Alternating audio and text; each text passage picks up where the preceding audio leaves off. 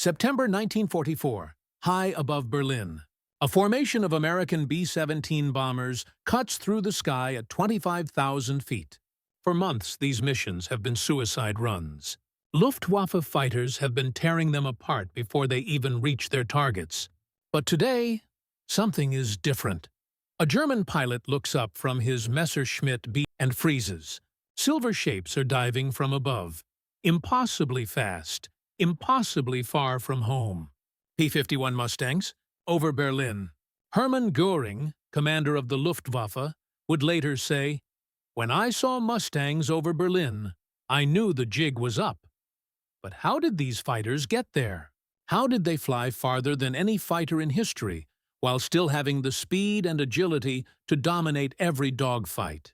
The answer lies not in a single innovation, but in a revolution hidden in plain sight.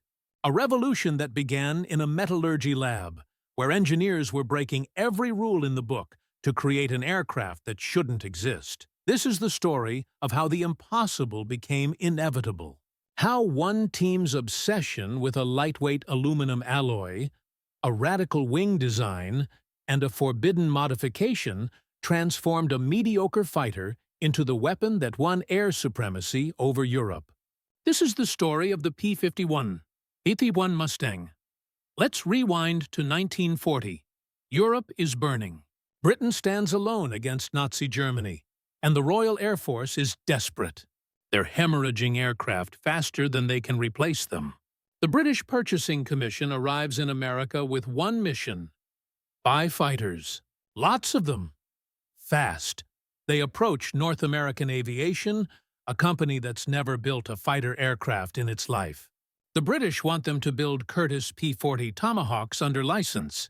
It's a proven design, they say. It's available, they say. Just build what already exists. But James Kindleberger, president of North American Aviation, has other ideas. He tells the British something audacious. "Give me 120 days, and I'll design you a fighter that's better than anything flying." The British think he's insane. His own engineers think he's insane. You don't design a fighter from scratch in 120 days. It takes years. But Kindleberger has a secret weapon. A German immigrant named Edgar Schmued. Edgar Schmued had worked for Fokker in Germany, studied under some of Europe's best aerodynamicists, and had been quietly watching aviation technology evolve for 2 decades. He knew something that most American engineers didn't. He knew that the next war wouldn't be won by the aircraft with the most guns or the biggest engine. It would be won by the aircraft that could fly the farthest while burning the least fuel, and still fight when it got there. The problem was simple, but the solution was impossible. Fighters were heavy. They needed big engines to go fast. Big engines drank fuel. More fuel meant more weight. More weight meant you needed an even bigger engine. It was a vicious cycle that every aircraft designer in the world was trapped in. But Schmued had an idea. What if you could build a fighter so light, so aerodynamically clean, that it didn't need a monster engine to go fast? What if you could make every pound count? Here's where our story takes a turn into the world of metallurgy. Because to understand how the Mustang achieved the impossible, you need to understand the metal it was made from. In the 1930s, a revolution was happening in aluminum alloys. Pure aluminum is too soft for aircraft construction. It bends, it deforms, it fails under stress. But add copper, magnesium, and manganese, and something remarkable happens. The alloy becomes stronger than mild steel, but weighs 1/3 as much. In 1919, German metallurgist Alfred Wilm had accidentally discovered an aluminum-copper alloy he called duralumin while trying to create lightweight artillery shells. When treated with heat and then rapidly cooled, the metal became extraordinarily strong.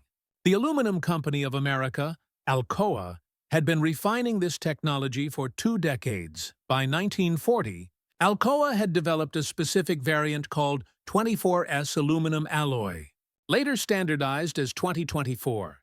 This wasn't just any aluminum. Under heat treatment, it achieved a tensile strength of 64,000 pounds per square inch.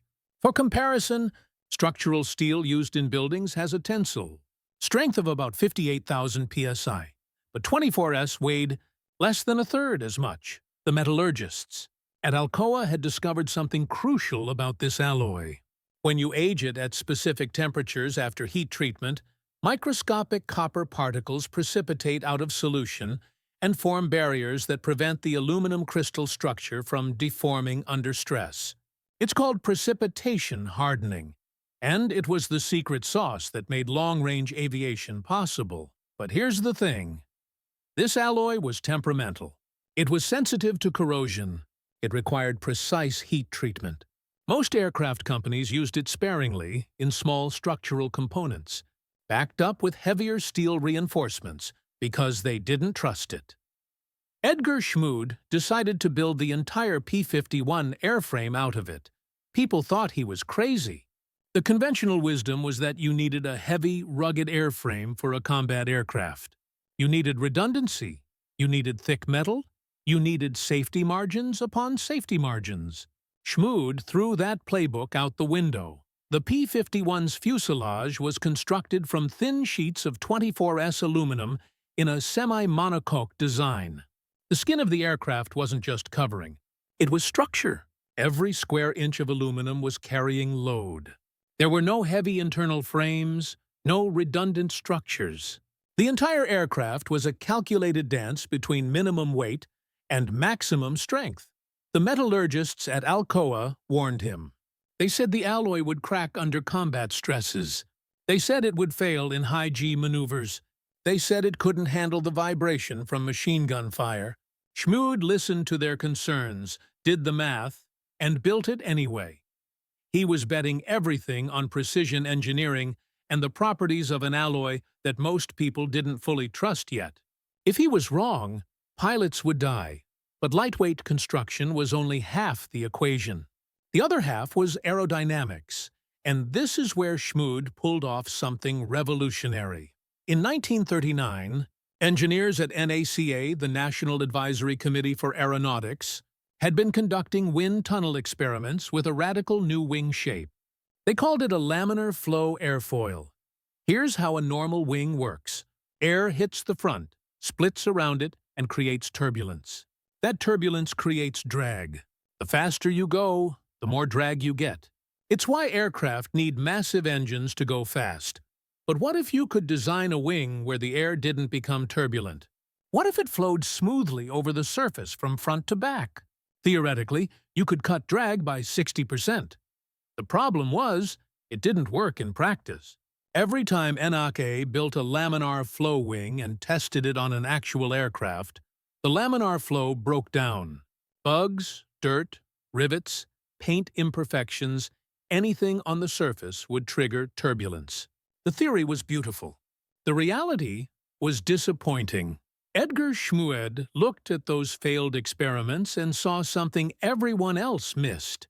The reason laminar flow wings were failing wasn't because the concept was wrong.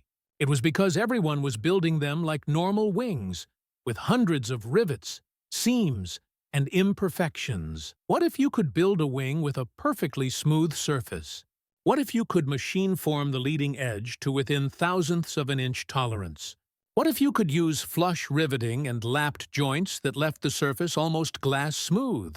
This is where the 24S aluminum alloy became critical again. Unlike steel, aluminum could be formed into complex curved shapes without losing strength. Schmood designed the Mustang's wing as a single piece, machine-formed with almost no breaks in the surface. The rivets were countersunk so deep they were invisible. The panels fit so precisely that you could barely feel the seams. The result was the cleanest, most aerodynamically perfect wing ever put on a fighter aircraft. But there was a catch. This wing was expensive to build. It required precision tooling. It required trained workers. It required quality control that most factories couldn't match. Building a Mustang wing cost 3 times as much as building a P-47 Thunderbolt wing. The accountants at North American Aviation nearly killed the project over the cost. But Schmood argued that if the wing worked as designed, they'd gain so much performance that it wouldn't matter. One perfect aircraft was worth 3 mediocre ones. He was right. When they tested the prototype in October 1940, the NA-73X achieved speeds that shocked everyone. With only 1,100 horsepower from its Allison engine, the same engine that powered the P-40, the Mustang was 25 miles per hour faster. The wing worked, but Schmood had one more trick up his sleeve, and this one bordered on genius. Every liquid-cooled engine needs a radiator to cool it down. Radiators create drag. Lots of drag.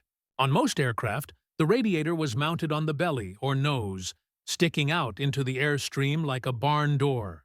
It was a necessary evil, but it killed performance. Schmood had a different idea. He'd read a paper by a British engineer named Frederick Meredith about using the heat from a radiator to create thrust. It sounded like perpetual motion. It sounded impossible. Here's how it worked. Cold air enters the radiator scoop at high speed. As it passes through the radiator core, it picks up heat from the coolant. Hot air expands. The expanding air is forced out the back of the duct, creating a small amount of jet thrust. In theory, if you designed the duct carefully enough, the thrust from the heated air would exactly cancel out the drag from the scoop. You'd get free cooling. Schmood didn't just want to cancel out the drag. He wanted to create net thrust. He designed the cooling duct with a carefully calculated expansion ratio. Air entered through a small inlet, expanded as it heated, and was ejected through a larger outlet. The result was a ramjet effect that actually pulled the aircraft forward. It was so counterintuitive that even North America's own engineers didn't believe it at first. They thought he'd made a math error. But when they tested it in the Caltech wind tunnel, the numbers checked out. The radiator was producing thrust, not a lot of thrust, maybe 150 pounds at high speed. But in an aircraft that weighed 9,000 pounds, every bit mattered. That 150 pounds of thrust translated to an extra 10 miles per hour of top speed, or an extra 50 miles of range, or both. Combined with the laminar flow wing and the lightweight airframe, the Mustang was shaping up to be something extraordinary. But there was one problem. The aircraft still couldn't fly high enough. When the first production Mustang MKI rolled off the line in 1941, it was fast, it was beautiful, and it was utterly useless for fighting the Luftwaffe. The Allison V-1710 engine was a magnificent piece of engineering at sea level. It produced 100 horsepower and ran smooth as silk. But it had one fatal flaw. It had a single-stage supercharger. Here's the problem. Air gets thinner as you climb. At 30,000 feet, there's only 1/3 as much oxygen as at sea level. Without oxygen, the engine can't burn fuel. Power drops off catastrophically. A supercharger is basically a pump that forces more air into the engine. A single-stage supercharger could boost pressure enough to maintain power up to about 15,000 feet. Above that, the engine was gasping for air. The Luftwaffe was fighting at 25,000 to 30,000 feet. The Mustang could barely reach that altitude, and when it did, it had no power left to fight. It was fast down low, perfect for ground attack and reconnaissance, but it couldn't escort bombers into Germany. The RAF used them for low-altitude missions, and they performed brilliantly. But the high-altitude bomber escort mission, the mission that would win or lose the war, was beyond their reach. American and British engineers spent months trying to fix the problem. They tried installing the Allison V-1710-45, which had a 2-stage supercharger, but it was too long to fit in the Mustang's sleek nose without extensive redesign. They tried various modifications, but nothing worked. The Mustang project was dying. The aircraft that was supposed to be revolutionary was becoming just another tactical fighter. Good, but not war-winning. And then, in May 1942, everything changed. Ronald Harker was a test pilot for Rolls-Royce. In May 1942, he flew a Mustang MKI at the RAF base at Duxford. He immediately recognized what everyone else had been saying. This airframe was extraordinary, but the engine was holding it back. Harker had been testing the new Rolls-Royce Merlin 61 engine, which powered the latest Spitfire Mach 9. The Merlin 61 had something the Allison didn't: a two-stage, two-speed supercharger designed by Stanley Hooker. This supercharger was a work of art. The first stage compressed air and fed it into an intercooler to reduce temperature. The cooled air then went into a second stage for additional compression. The result was an engine that could maintain only 390 horsepower at 23,500 feet, versus the Allison's pathetic 1,150 horsepower at 11,800 feet. Harker flew back to Rolls-Royce headquarters and wrote a report that would change history. He said, in essence, take the Mustang airframe, put a Merlin in it. You'll have the best fighter in the world. The British moved fast. They pulled Mustang serial number AM121 off the production line, shipped it to Rolls-Royce, and in October 1942, a Merlin 65 engine was mounted in its nose. The first flight of the Mustang X happened on October 13, 1942. The results were beyond anyone's wildest predictions. Top speed jumped from 390 miles per hour to 433 miles per hour. Service ceiling went from 31,000 feet to 41,000 feet. Rate of climb nearly doubled. Suddenly, the Mustang could not only reach the altitudes where the Luftwaffe was fighting, it could outperform them there. Back in America, the USAAF was watching closely. They arranged for Packard Motor Company to build the Merlin under license, designated the V1650. North American Aviation began converting Mustangs to the new engine immediately, but there was a problem. The Merlin engine was 350 pounds heavier than the Allison. Adding that weight to the nose threatened to shift the center of gravity forward, making the aircraft unstable. Schmood's team had to move the wing slightly forward to compensate, which required retooling the entire production line, and then the Air Force threw them another curveball.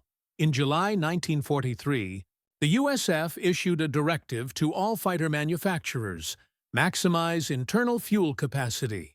They'd finally realized that long-range escort was the only way to protect the bombers, and they needed fighters that could fly from England to Berlin and back, over 100 miles each way. The P-51B, with its Merlin engine, already had 184 gallons of fuel in the wings. With two 75-gallon drop tanks, it could fly about 300 miles. Close, but not quite enough. North Americans' engineers looked at the airframe and found space behind the pilot's seat, where they could fit an additional 85-gallon fuel tank. It would bring total internal fuel to 269 gallons, plus drop tanks, giving the Mustang over 2,000 miles of range.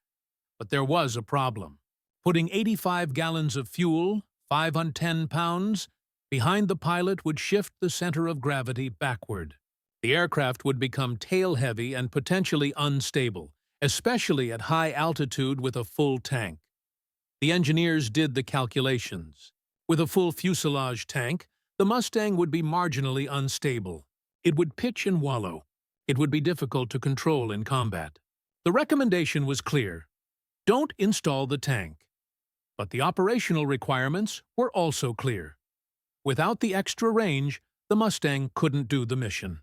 The bomber crews were being slaughtered over Germany, and they needed escort fighters that could stay with them all the way. The solution was a compromise. Install the tank, but make it clear to pilots that they had to burn the fuel from the fuselage tank first, before entering combat.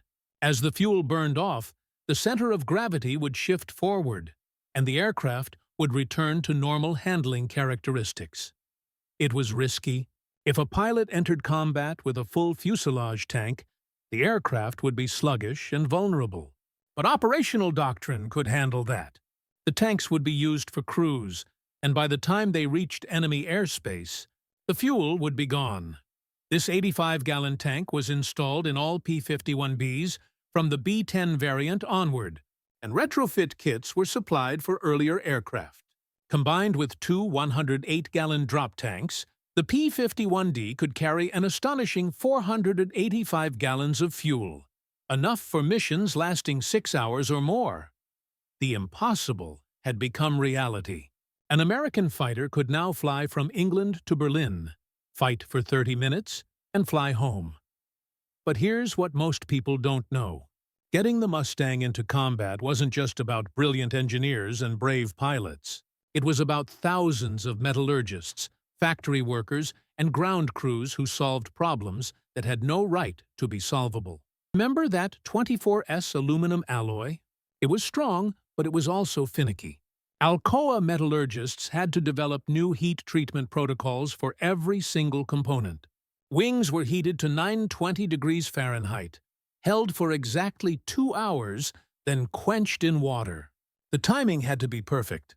Too short, and the alloy wouldn't reach full strength.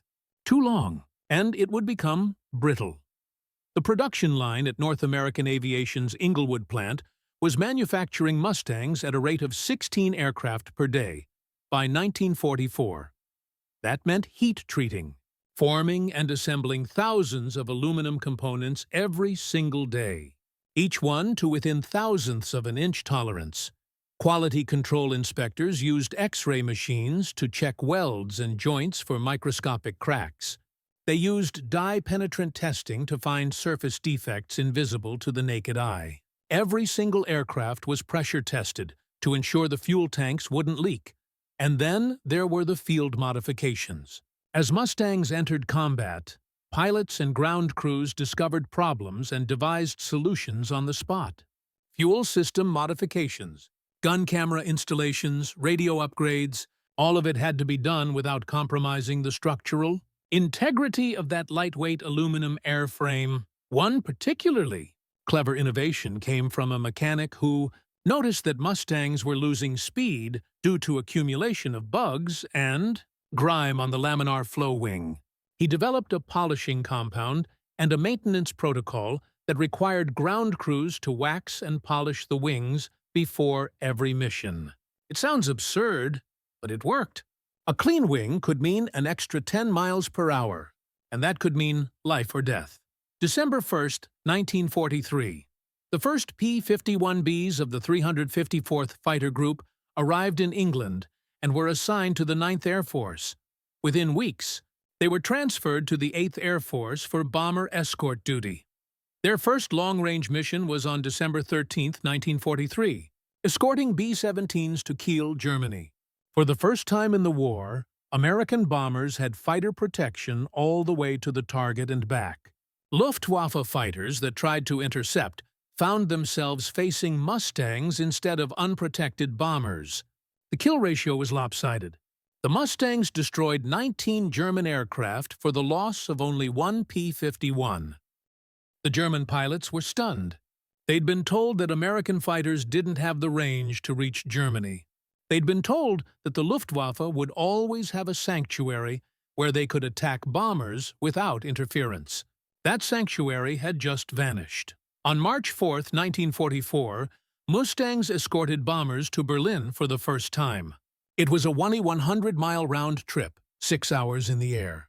The Mustangs not only made it there and back, they shot down 13 German fighters in the process. Hermann Göring, who had boasted that no Allied bomber would ever reach Berlin, was reportedly beside himself. He knew what every German pilot now knew. The tide had turned. The Luftwaffe could no longer intercept American bombers with impunity. The Mustang had changed the equation. But why was the Mustang so dominant in combat? It wasn't just range. It was a combination of factors that made it deadlier than any other fighter in the sky. First, energy retention. Because of the laminar flow wing and low-drag design, the Mustang could dive and climb without bleeding off speed. In a dogfight, energy is life. If you can dive on an enemy, make a high-speed pass, and zoom back up to altitude without losing speed, you control the fight. German pilots discovered this the hard way. A Bf-109 or FW-190 could outturn a Mustang in a tight circle. But if a Mustang pilot used boom and zoom tactics, diving from above, firing a burst, and climbing away, there was nothing the German fighter could do. By the time they turned to chase, the Mustang was already out of range and climbing for another pass. Second, visibility. The P-51D variant, introduced in mid-1944, featured a bubble canopy that gave the pilot 360-degree visibility. You can't shoot what you can't see, and Mustang pilots could see everything. Combined with better situational awareness from improved radios and formation tactics, Mustang pilots consistently saw enemy fighters first, giving them a decisive advantage. Third, firepower. The P-51D mounted 650 caliber machine guns, 3 in each wing. That's 12.7mm rounds, heavy enough to tear through aluminum airframes, light enough to carry thousands of rounds of ammunition. The guns were harmonized to converge at 300 yards, creating a cone of fire that could shred a fighter in a 2-second burst. But the real advantage was psychological. By 1944, German pilots knew that when they saw Mustangs, they were in trouble. The Luftwaffe had lost its best pilots in previous years, and replacements were poorly trained and flying obsolete tactics. The Mustang became a symbol of Allied air superiority. And that symbol was crushing German morale. Let's talk statistics, because they tell a story that's hard to overstate. Between December 1943 and May 1945, P-51 Mustangs flew over 213,000 sorties in the European theater. They claimed 4,150 enemy aircraft destroyed in the air, more than any other Allied fighter. The kill-to-loss ratio was 19.1 in some units. That's not a typo. For every Mustang lost in combat, 19 German aircraft were destroyed. But the real impact wasn't measured in kills. It was measured in bomber losses. Before the Mustang arrived, bomber loss rates on deep penetration missions averaged 10 to 15%. That's unsustainable. You'd lose your entire force in less than 10 missions. After the Mustang became the primary escort, bomber loss rates dropped to 1 to 2%. Missions that were suicidal in 1943 became routine by mid-1944. The combined bomber offensive, the strategic bombing campaign against Germany, was made possible by the P-51 Mustang. Without it, daylight precision bombing would have been impossible. And without daylight bombing, the invasion of Europe would have been far bloodier, if it succeeded at all. But we need to talk about something that often gets glossed over. The Mustang wasn't a miracle. It was the product of brutal trial and error, and not every experiment worked. Early P-51Bs had a nasty tendency to suffer from elevator flutter at high speeds. At 500 miles per hour in a dive, the control surfaces would vibrate violently, sometimes breaking off entirely. Pilots died before engineers figured out how to reinforce the tail. The Allison-engined P-51As had a problem with vapor lock in the fuel system at high altitudes. The engine would cut out without warning, and pilots would have to restart it while diving. Some didn't make it. The 85-gallon fuselage tank, which gave the Mustang its legendary range, was also a death trap if hit by enemy fire. It was located directly behind the pilot's seat, and if a round punctured it, the pilot was engulfed in burning gasoline. There was no ejection seat. There was no bailout. North American eventually installed self-sealing fuel tanks and improved armor, but the early P-51Bs were death traps. Pilots called them widowmakers until the problems were fixed. And then there's the production cost. A P-51D cost $51,000 to build in 1944. Roughly equivalent to $850,000 today. That might not sound like much, but consider that the United States built over 15,000 Mustangs. That's $12.75 billion in today's money, just for Mustangs. The obsession with precision manufacturing drove costs up. Other fighters, like the P-47 Thunderbolt, could be built faster and cheaper. But the P-47 couldn't fly to Berlin and back. So the investment was worth it. The story of the P-51 Mustang is really the story of a philosophy. It's the story of what happens when you reject conventional wisdom and build something based on first principles. Before the Mustang, everyone thought fighters had to be heavy to be durable. They thought you needed thick armor, big engines, and robust structures. The Mustang proved that precision engineering could beat brute force. A carefully designed, lightweight structure made from advanced aluminum alloys could outperform a heavier aircraft in every meaningful way. After the war, this philosophy spread throughout aviation. Jet fighters adopted flush-riveted aluminum construction. Passenger airliners used the same 24S aluminum alloy developed for the Mustang. The Boeing 707, the Douglas DC-8, every aluminum aircraft built in the 1950s and 60s owed a debt to the metallurgical innovations pioneered for the P-51. Even today, modern aerospace aluminum alloys are descendants of that original 2024 aluminum. When SpaceX builds a Falcon 9 rocket, they use 2219 aluminum, a variant of the same copper-aluminum alloy system developed in the 1930s. The laminar flow wing, which was so controversial on the Mustang, became standard on high-speed aircraft. Every jet airliner you've ever flown on uses a wing design derived from the principles Edgar Schmood proved in 1940. But here's what really matters. The Mustang wasn't just a machine. It was flown by human beings, and those human beings had families, hopes, fears, and dreams. The bomber crews who were saved by Mustang escorts didn't care about aluminum alloys or laminar flow wings. They cared that when they looked out the window at 25,000 feet over Germany, they saw silver fighters with American stars, and they knew they had a chance of coming home. The Mustang pilots, most of them in their early 20s, flew 6-hour missions in freezing temperatures, with no autopilot, no pressurization, just oxygen masks and sheer willpower. They fought at 30,000 feet, where the air is so thin you can pass out from hypoxia without realizing it. They flew in weather that would ground commercial flights today, and they did it day after day, because they knew that if they didn't, the bombers would be slaughtered. The ground crews worked 16-hour shifts in English winter weather, repairing battle damage, replacing engines, loading ammunition. They knew that if they missed a crack in a wing spar, if they didn't torque a bolt properly, a pilot would die. The pressure was immense, and the engineers, the metallurgists, the people whose names we'll never know. They worked in labs and factories, running tests, analyzing failures, solving problems that had never been solved before. They knew that their calculations, their heat treatments, their quality control would determine whether young men lived or died. By April 1945, the Luftwaffe was finished. Germany was out of fuel, out of pilots, out of time. The Mustang had done its job.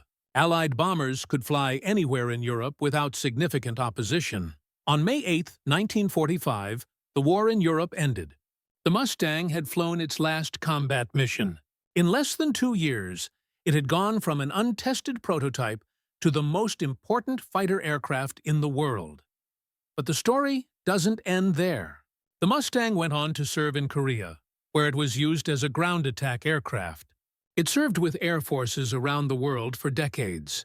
Some are still flying today, 85 years after the first prototype took flight. When you see a P-51 Mustang at an air show, when you hear that Merlin engine roar, you're not just seeing a beautiful aircraft. You're seeing the culmination of thousands of hours of engineering genius, metallurgical innovation, and human courage. You're seeing proof that when the stakes are high enough, when the need is great enough, human beings can accomplish the impossible. The P-51 Mustang succeeded because a small group of people refused to accept limitations. They looked at conventional wisdom, saw it was wrong, and built something better. Edgar Schmood could have built a conventional fighter. He could have used heavier materials, traditional wing designs, standard cooling systems. It would have been easier. It would have been cheaper. And it would have failed. Instead, he took risks. He trusted the math. He trusted the metallurgy. He trusted that precision engineering could accomplish what brute force could not. The metallurgists at Alcoa could have played it safe.